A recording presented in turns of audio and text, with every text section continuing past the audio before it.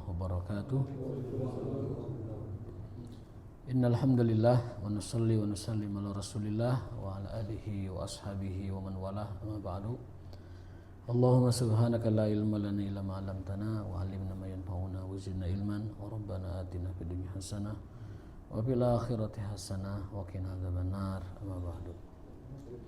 Sebelum kita mulai kajian, kita mohon doakan dulu kepada Allah Subhanahu wa taala agar memberikan karunia kesehatan dan kesembuhan kepada jamaah-jamaah kita yang masih dalam keadaan sakit ya. Ada Pak Haji Marno, ada Pak Haji Dadang, ada yang terakhir Pak Haji Engkun yang dirawat di rumah sakit juga, Pak Rises ya. Mudah-mudahan beliau-beliau diberikan kesehatan dan kesembuhan, afiat sebagaimana sedia kalanya. Amin ya rabbal alamin.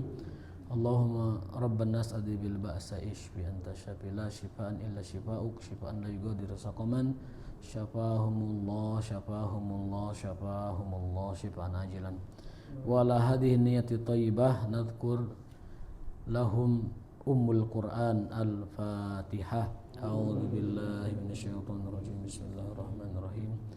Alhamdulillahirabbil alamin arrahmanir rahim maliki yaumiddin iyyaka na'budu wa iyyaka nasta'in ihdinas siratal mustaqim siratal ladzina an'amta 'alaihim ghairil maghdubi 'alaihim waladdallin. Amin. Hari ini kita akan melanjutkan kajian tafsir yaitu surat Al-Waqiah. Surat Al-Waqiah ini kemarin sudah disampaikan sekilas ya tentang keutamaannya. Di antara keutamaannya itu adalah man qara'a suratal waqiah kulla lailatin lan tusibhu faqatun. Barang siapa yang membaca surat Al-Waqiah tiap malam, dia tidak akan tertimpa kemelaratan ya. Faqah itu kemelaratan. Barang siapa yang baca surat Al-Waqiah, maka dia tidak akan tertimpa kemelaratan. Maka sebagian ulama, para kiai menyebut surat Al-Waqiah ini surat tolak miskin. Ada tolak bala, ini tolak miskin. Ini Al-Waqiah ini surat tolak miskin. Ini banyak ini ya, banyak laron. Kalau laron tuh ingat Al-Qur'an surat apa? Al-Qari'ah ya. Yauma yakunun nasu kal farashil mabthus wa takunul jibalu kal ihnil manfush. Ingatlah di hari di mana manusia itu hari kiamat ya. Itu ketika dihancurkan dunia ini, manusia itu bagaikan anai-anai, laron ya. Bagaikan siraru beterbangan gitu. Yang tidak tahu arah kemana, yang kebingungan, yang pada akhirnya itu dimusnahkan. Wal jibal kal ihnil manfush, dan juga gunung-gunung bagaikan kapas-kapas yang diterbangkan. Itu dahsyatnya hari kiamat. Tapi laron juga memberi kita filsafat kehidupan. Jadi mereka itu kalau sudah berhasil mendapatkan cahaya, itu mereka rela gugur deminya gitu. Jadi dia sehebat mungkin dari dasar tanah itu atau dari kayu-kayu atau dari manalah kebun gitu, hidupnya itu satu aja tujuannya, menggapai cahaya. Ketika cahaya itu sudah didapatkannya, udah dia tidak peduli, setelah itu mati dia. Jadi filosofinya adalah kita hidup ya mengejar kebenaran. Kita hidup adalah mengejar cahaya. Cahaya yang kita kejar adalah cahaya Allah Subhanahu wa taala. Dalam ayat, gimana ayatnya? Allahu nurus samawati wal ardi masalu nurihi kamishkatin fiha misbah. Allah SWT itu cahayanya itu bagaikan lorong-lorong kaca yang memancar. Cahaya itu begitu terangnya, begitu indahnya begitu. Itu diumpamakan seperti hidayahnya. Jadi cahaya Allah itu adalah hidayah. Yahdillahu linurihi may yasha, dan Allah memberi hidayah dengan cahayanya itu siapapun yang dikehendakinya. Jadi kalau kita ibaratkan cahaya di surat An-Nur itu adalah hidayah Allah, maka laron yang hidupnya hanya mengejar cahaya, dapat kita ambil pelajarannya bahwa kita pun hidup sebenarnya adalah demi menggapai cahaya itu, cahaya Allah SWT, itu hidayah. Kalau sudah dapat hidayah, sudah hidup di atas hidayah itu, kita pun siap ketika nanti harus menghadap Allah SWT. Itu mungkin renungan dari laron ya. Walaupun dia kecil tapi memberi pelajaran bagi kita. Tidak peduli sebinasa apapun, sehancur apapun kita, tapi yang kita tuju adalah cahaya Allah, maka itu menjadi tidak berarti. Adapun surat Al-Waqiah, sebagaimana tadi disebutkan dalam hadis, bahwasanya barang siapa yang baca Al-Waqiah tiap malam ya, tidak belang bentong begitu tiap malam, maka dia tidak akan ditimpa kemelaratan atau kemiskinan yang sangat ya. Yang kedua, surat Al-Waqiah ini adalah surat yang menyatakan bahwa hari kiamat itu benar-benar akan terjadi. Idza waqa'atil waqi'ah. Waqi'ah itu yang pasti terjadi. Lalu kemudian setelah itu bumi dihancurkan, gunung-gunung dihancurkan, langit dihancurkan, semua digulung, langit digulung. Yauma yatwis sama katoi sijilil kutub. Langit itu digulung nanti. Lalu bumi dihancurkan. Gunung-gunung dihancurkan, laut ditumpahkan. Wa idzal biharu sujirat. Laut ditumpahkan. Larva juga dikeluarkan dari dasar bumi. Dan seterusnya dan seterusnya.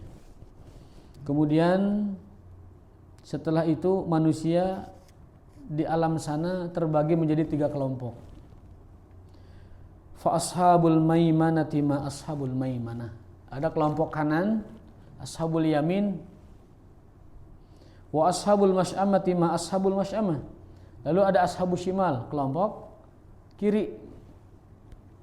Kelompok kanan itu adalah yang berbahagia dengan amal yang baik, kelompok kiri itu adalah yang sengsara dengan amal yang buruk. Nah, ada kelompok ketiga. Was-sabiqun as-sabiqun ulaikal muqarrabun, yaitu para muqarrabun. Ada kelompok kanan, kelompok kiri, ashabul yamin, ashabul shimal, ada muqarrabun. Maimanah, mas'amah, muqarrabun. Nah, muqarrabun itu siapa? Muqarrabun itu dalam tafsirnya, kita lihat dalam tafsir Ibnu Katsir dan surat At-Tabari, juga tafsir para sahabat. Itu kalau kita simpulkan, al-muqarrabun itu kurang lebih yang dimaksud dengan al-muqarrabun itu ada 4 kelompok. Yang pertama adalah humul anbiya war rusul. Mereka adalah para nabi dan para rasul. Itu al-muqarrabun. Mereka tidak ada di kelompok ashabul yamin. Mereka jelas tidak ada di kelompok ashabul shimal. Tapi mereka kelompok sendiri. Namanya al-muqarrabun. Itu makna yang pertama. Kita review sedikit biar nyambung ya. Alhamdulillah, Masya Allah. Hoti, teh panas, benar-benar panas ini, teh panas ini, segar. Kelompok tafsir kedua al-muqarrabun itu adalah ashabul anbiya, ya, pengikut-pengikut setiap para nabi, murid-murid setiap para nabi, itulah al-muqarrabun. Jadi mereka tidak ada di kelompok ashabul maimanah, kelompok kanan, ashabul yamin. Mereka tidak ada di kelompok ashabus shimal, kelompok kiri atau al-masy'amah. Tapi mereka kelompok sendiri, khusus Allah muliakan. As-sabiqun as-sabiqun ulaika muqarrabun. Yang ketiga, yang dimaksud al-muqarrabun itu yang kedua tuh apa? Murid yang setia kepada para nabinya. Nabi Musa punya murid Yusha bin Nun. Yusha bin Nun itu murid paling setia Nabi Musa alaihissalam. Lalu Nabi Isa punya murid Ilyasin. Jadi Ilyasin itu nama murid setia Nabi Isa. Lalu Nabi Muhammad ada murid setia paling setia, yaitu Ali bin Abi Thalib radhiyallahu anhu. Kalau kita buka tafsir, itu akan ditemukan bahwa al-muqarrabun itu adalah mereka itu, murid-murid setia nabi-nabi mereka. Ada Yusha bin Nun, itu adalah pemimpin dan murid setianya Nabi Isa alaihissalam. Ada siapa tadi? Musa ya. Nabi Isa ada Ilyasin, Nabi Muhammad ada Ali bin Abi Thalib radhiyallahu anhu. Itu kelompok al-muqarrabun. Lalu tafsir keempat yang dimaksud dengan al-muqarrabun yaitu awwaluhum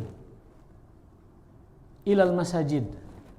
Itu orang-orang yang paling segera menuju masjid. Nah, ini paling bisa kita yang ini nih, al-muqarrabun. Yang bisa kita usahakan kalau ingin jadi al-muqarrabun, tidak ada di kelompok kanan, tidak ada di kelompok kiri, tapi kita di kelompok atas, itu al-muqarrabun. Nah, kita sebagai para nabi, para rasul bukan. Kita sebagai murid-murid setiap para nabi rasul bukan juga. Kita sebagai pengikut-pengikut setianya atba'ur rusul al-muti'in juga rasanya bukan. Yang paling bisa itu tadi awwaluhum ilal masajid. Orang-orang yang bergegas ya, senantiasa bergegas al-awwalun, yang paling pertama-tama ilal masajid, ke masjid-masjid Allah Subhanahu wa taala. Nah, kelompok muqarrabun ini ternyata satu fi jannatin naim, tempat mereka nanti di surga naim. Kalau para nabi di Firdaus, maka orang-orang ini jannatin naim, bawahnya. Namun jumlah mereka itu sullatu minal awalin. Banyaknya dari kelompok orang-orang terdahulu. Wa qalilum minal akhirin. Dari kelompok Nabi Muhammad hanya sedikit muqarrabun itu. Di akhir zaman nanti hanya sedikit. Nah, mudah-mudahan kita termasuknya sedikit itu. Makanya kenapa Nabi kalau dalam doa Allahumma ij'alni minal qalil, ya Allah jadikan aku kelompok yang sedikit. Nabi sering berdoa Allahumma ij'alni minal qalil. Ya Allah jadikan aku dari kelompok yang sedikit. Kenapa? Kelompok sedikit itu elit. Biasanya yang sedikit itu elit. 10 asyarah mubasyarun bil jannah sedikit. Yadkhulunal jannah bighairi hisab sedikit, hanya 70.000 orang. Walaupun itu tidak pembatasan ya, tapi kalau lihat tekstual hadisnya hanya 70.000 kan. Ahlu Badar juga sedikit. Ahlu Ridwan juga sedikit. Para sahabat juga tidak banyak. Nah, maka kita senantiasa berdoa mengikuti Rasulullah SAW, ya Allah jadikanlah aku termasuk orang yang sedikit. Karena sedikit itu elit. Sedikit itu adalah elit. Nah, setelah kita membahas bahwa manusia kelak di mahsyar itu terbagi 3 kelompok, kita akan bahas bagaimana pemandangan di surga atau suasana di surga. Kita sedikit terbang dulu ke surga ya, untuk menyaksikan bagaimana Quran menggambarkan surga dengan senyata-nyatanya. Hanya Quran yang bisa menggambarkan suasana surga, dan hadis Nabi yang diberitahu oleh Allah bisa menggambarkan suasana di surga. Mudah-mudahan kita bisa tertarik, terpancing sehingga termotivasi untuk beramal demi meraih surga Allah Subhanahu wa taala. Ala sururim maudunah, ahli surga itu nanti kelak akan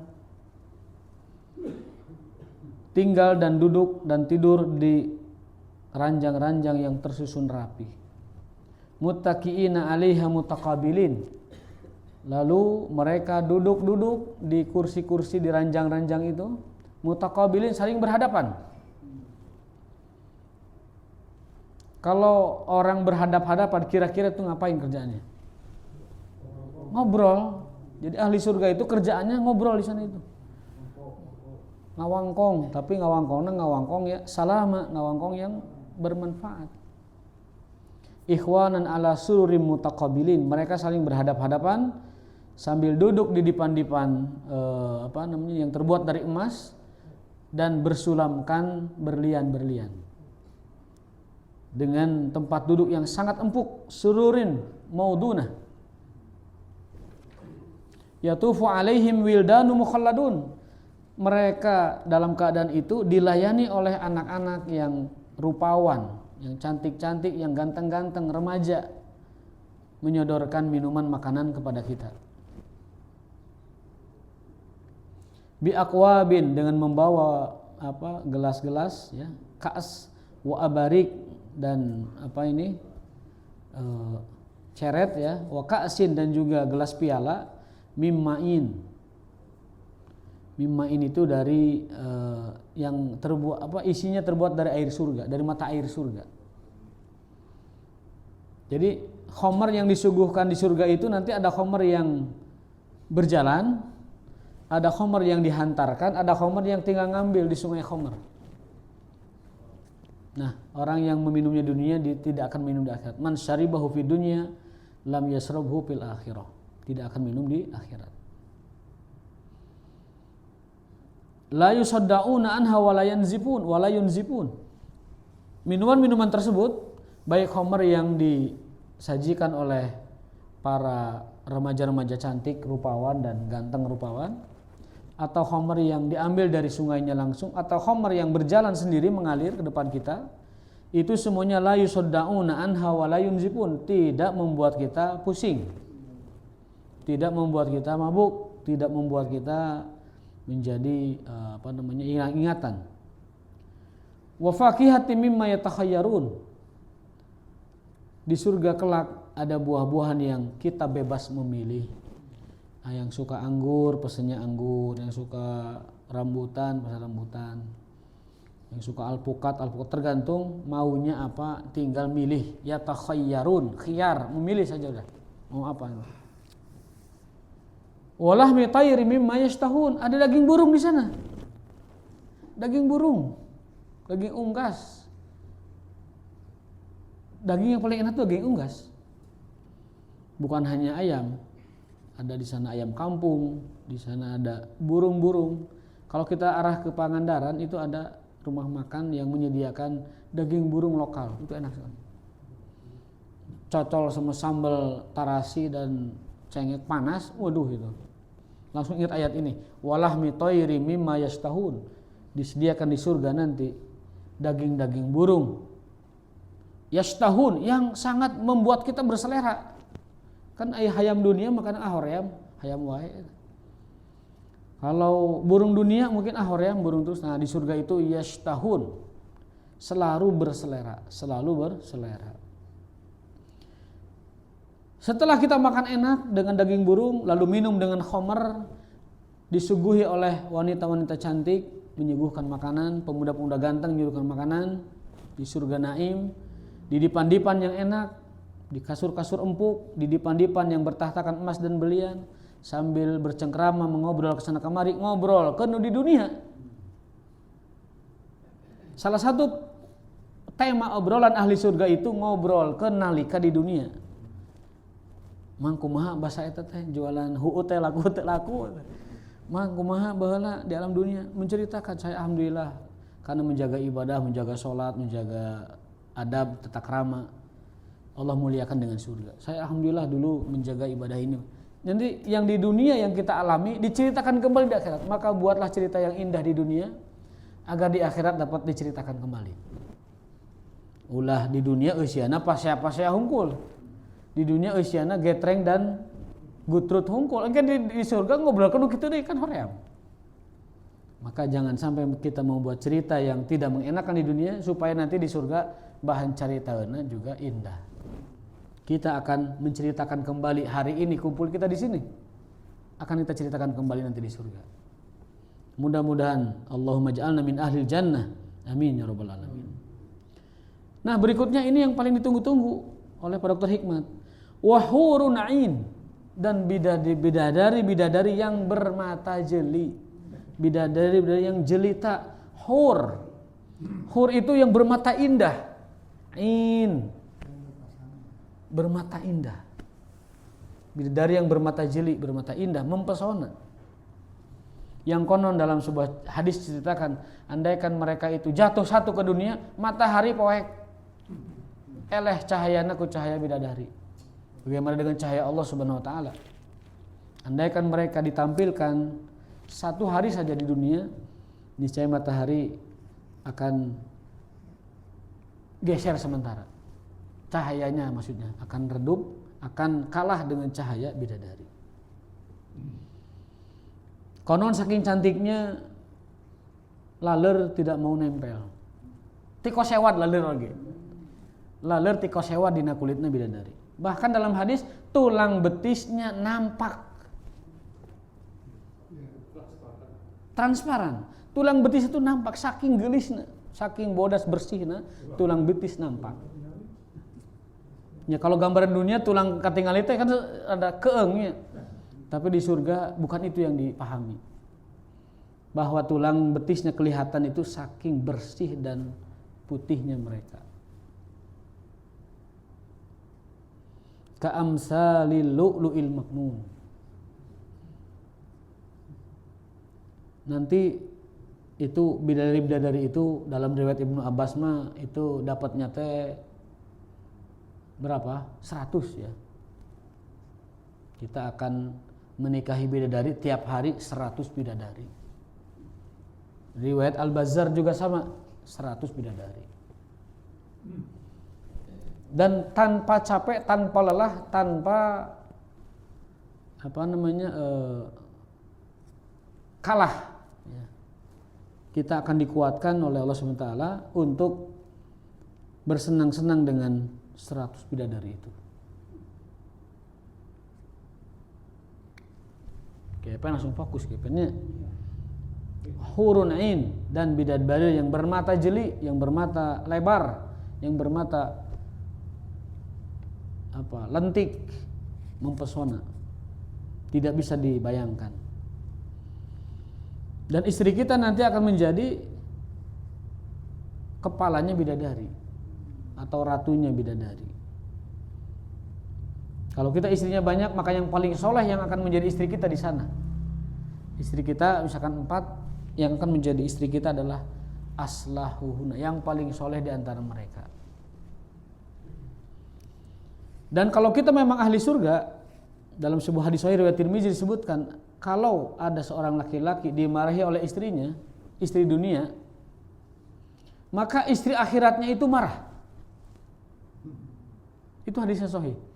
Istri akhirat, calon istri kita di akhirat mengetahui bahwa kita disia-siakan oleh istri kita di dunia, itu mereka marah dan mengucapkan, dasar tidak tahu diri kamu. Saya lupa redaksi bahasa hadisnya ya, saya lupa redaksi Arabnya. Dasar kamu tidak tahu diri. Dia sedang kutunggu-tunggu, malah kau sia-siakan. Nah, itu dugikan ke ibu-ibu, Pak.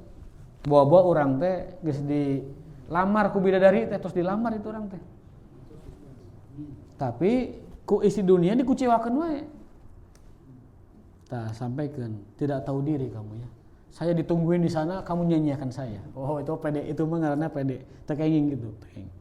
Tapi dalam hadis memang disebutkan istri kita di surga, bidadari itu akan protes dan berkata kepada si istri yang menyanyiakan suaminya di dunia itu, padahal calon ahli surga, sebagai tidak tahu diri. Kalau tidak salah minggu lalu ya kita cerita seorang sahabat Julaibib ya. Minggu lalu ya. Julaibib, mungkin kita bisa ngulang sedikit. Julaibib itu sahabat Nabi yang buruk rupa. Semua pintu tidak mau buka itu karena saking keengnya itu. Semua wanita tidak mau dilamar, semua mertua tidak mau jadi mertuanya. Kabayang lamun Julaibib aya di imah ieu. Pokoknya buruk rupa. Gambaran di sejarahnya malah lebih parah dari buruk rupa. Sampai-sampai Nabi meraba hati dia. Julaibib, sini. Kamu mau nikah enggak? Oh ya tentu ya Rasulullah. Pasti, tapi apalah diri saya? Siapa yang menerima saya dengan kondisi seperti ini? Kata Rasulullah, punya mas kawinnya? Punya. Itu barang biasa, barang murah ya. Mungkin juga ayat-ayat suci, bukan emas, bukan perak. Ya udah sini. Sampai ketemui Bapak Anu di sana tuh di pinggir kota Madinah, Pak Haisam kalau tidak salah. Temui Bapak Anu, katakan Rasulullah berpesan mendelegasikan saya untuk dinikahkan dengan putrinya. Julaibib itu ngincit dan juga orang nikah ngincit langsung temui. Tapi itu memang pemuda yang mentalnya kuat ya. Itu lanang jagat tuh begitu tuh. Datang. Assalamualaikum, waalaikumsalam Pak. Saya Julaibib. Waduh Julaibib, tutup pantona. Julaibib. Cienda keung. Kemudian saya datang dari Rasulullah SAW. Wah, ternyata dia bawa pesan Rasulullah SAW. Ketika orang tuanya menolak dan paman bibinya juga keberatan, malah anaknya yang cantik jelita, anak orang kaya menerima. Saya siap menikah dengannya, wahai ayah. Ayahnya gusar. Oh gimana ceritanya ini? Nanti kamu gimana? Tidak, saya tidak akan menolak jodoh pilihan Rasulullah SAW. Tidak mungkin bagi saya menolak jodoh yang telah dipilihkan oleh Rasulullah SAW. Satu, bentuk ketaatan. Yang kedua, mudah-mudahan ada barokahnya. Yang ketiga, mudah-mudahan inilah justru jodoh terbaik yang selama ini ditunggu-tunggu. Menikahlah mereka. Hari pasder malam pertama, sebelum diapa-apain, ada panggilan jihad. Hayya 'alal jihad. Hayya 'alal jihad. Panggilan jihad. Itu Julaibib langsung ngabret. Muka pintu bret langsung. Istrinya ditinggal, belum disentuh. Di sana dia gugur syahid. Jadi Allah juga menjaga perasaan wanita ini. Karena kalau betul-betul menikah dengan Julaibib juga berat juga. Secara fitrah ya, wanita dengan bersuamikan Julaibib berat juga. Allah mengerti dan paham perasaan wanita itu. Sehingga qadarullah Julaibib akhirnya sehingga akhirnya Julaibib syahid. Menjemput takdirnya menemui bidadari. Nah ini temanya bidadari ini. Jadi Julaibib meskipun telah mendapat jodoh yang luar biasa, tetapi ketika Allah mentakdirkan, memanggil berjihad lewat lisan Rasulnya, lewat suara muazinnya untuk pergi berjihad, Julaibib tidak mikir panjang. Karena memang dia juga nikah atas perintah Rasulullah, dia juga dipilihkan jodoh oleh Rasulullah SAW, dan ini pun dipanggil jihad oleh Rasulullah SAW. Ngabret. Dan dia gugur di sana sebagai syahid. Ada Hanzalah mah beda lagi. Itu mah sudah junub. Ketika sudah junub, mau mandi junub, ada panggilan jihad. Ngabret, langsung mau pakarang berangkat. Syahid juga. Kata Rasulullah, ghusalathul malaikah. Hanzalah itu dimandikan oleh para malaikat. Jadi mandi junubnya dimandiin malaikat. Hanzalah. Nah, kisah-kisah semacam itu memberikan kita inspirasi bahwasanya ketaatan kepada Rasulullah di atas taat segala-galanya. Karena ketaatan Rasulullah adalah bentuk dari ketaatan kepada Allah Subhanahu wa taala. Tidak mungkin ya, orang yang taat kepada Rasulullah lalu dia tidak taat kepada Allah Subhanahu wa taala. Jadi Julaibib ini termasuk pemuda yang mengutamakan Rasulullah. Dalam bahasa lain, pemuda ini lebih memilih bidadari daripada istrinya yang sudah dinikahinya barusan tadi. Kenapa? Karena ada panggilan jihad. Lamun cara berpikir kita henteu Pak, saeutik mah kudu ieu mah ya. Soalnya lamun langsung ngabret atuh rada rugi saeutik kan gitu. Tidak mencicipi bagian dari dunianya sedikit, tapi lain Julaibib. Dia ngabret. Seperti Hanzalah, tidak lagi bahkan tidak lagi bilang ke istri, ayah berjihad. Gitu. Ini kalau kita praktekkan ke istri, Neng, ayah mau berjihad ini, silahkan. Semoga syahid nanti Neng nikah lagi. Oh, lain lagi cerita itu. Ya. Itu mah bukan cerita tentang mereka. Baik, berikutnya adalah bidadari tersebut ka'amsali lu'lu'il maknun. Seperti lu'lu'. Lu'lu' itu apa? Intan ya. Al-maknun yang diwadahi dengan wadah yang bagus. Jadi ada wadah, lalu di dalamnya itu intan atau mutiara atau apalah itu yang tersimpan rapih. Ka'amsali lu'lu'. Itu bidadari menunjukkan mereka itu makhluk suci, tidak pernah disentuh oleh jin dan juga manusia. Dalam tafsirnya disebutkan di sini, walahum fil jannati nisaun wasi'atul uyun fi jamal. Tuh, di surga nanti ada wanita-wanita yang cantiknya luar biasa. Wasi'atul uyun fi jamal, kecantikan yang beyond all beauties, kecantikan yang di atas seluruh kecantikan. Ya, wasi'atun fil jamal ya. Ka'amsali lu'lu'il masuni fi sadafah sawaban lahum ala ma kanu ya'maluna minal a'mal as-solihat fid dunya. Nah, itu. Jadi ciri khas bidadarinya seperti itu. Bagaikan intan mutiara yang tersimpan di dalam wadah yang indah, terpingit, tidak disentuh oleh siapapun dan tidak pernah berinteraksi dengan siapapun kecuali nanti dengan suaminya yang ahli surga. Jazaa'an bima kanu ya'malun. Semua itu adalah balasan bima kanu, atas apa yang mereka kerjakan. Masih tentang surga, la yasma'una fiha lagwan wala ta'sima. Di surga kita tidak akan mendengar kata-kata lagu, kata-kata lahwun, kata-kata lalai, kata-kata sia-sia, dan kata-kata ta'thima, kata-kata yang mengandung dosa atau berisi dosa. Di surga tidak ada kata-kata dusta, tidak ada kata-kata dosa, tidak ada kata-kata yang leha gitu. Illa qilan salaman salama. Ucapan mereka adalah salam, salam. Di tafsirnya salamul malaikah, salamu ahli jannah ba'duhum ba'da, dan salamullah alaihim. Salam di sana itu adalah salam Allah pada mereka. Allah menyapa mereka, salam malaikat kepada mereka, dan juga salam penghuni, sesama penghuni surga. Wa ashabil yamin ma ashabil yamin. Surga itu diberikan kepada ashabul yamin, yaitu kelompok kanan. Orang-orang yang mengerjakan yang wajib dan menambah dengan yang sunnah. Beda kalau muqarrabun itu di atas lagi mereka. Bukan hanya yang sunnah tapi seluruh apa yang ada dalam agama mereka amalkan. Makanya ashabul yamin, ashabul shimal muqarrabun. Mudah-mudahan kita termasuk muqarrabun. Amin ya rabbal alamin. Lalu di surga fi sidri makhdud. Di surga ada dipenuhi oleh sidri maqtu'i syauq. Jadi pohon-pohon surga itu yang paling banyak itu adalah pohon bidara. Sidr itu bidara. Kalau di dunia sidr itu kan fungsinya untuk ngusir jin ya. Kenapa sidr itu ditakuti oleh jin? Karena dia adalah pohon surga. Fi sidri makhdud. Di surga itu banyak pohon bidara tapi tidak berduri. Makhdud, tidak berduri. Kalau di dunia semua bidara itu berduri. Kalau ada orang kesurupan, ada orang kemasukan, ada orang kena santet, kena pelet, kena teluh, ambil 7 pucuk daun bidara, masukkan ke ember, mandikan, cager langsung. Tentunya dengan bismillah. Ya. Ada juga yang daun bidara yang hijau direndos, diminumkan. Itu jin dan setan-setan jahat akan kabur ngabret. Dulu ada zaman Nabi SAW, ada 2 orang pemuda kena ain salah satunya, padahal tidak sengaja. Karena si ini lagi buka betisnya, nampak oleh temannya. Kagum, oh bodas pisan eta betisna. Padahal tanpa apa-apa, hanya kagum saja. Terlihat salah satu bagian tubuhnya.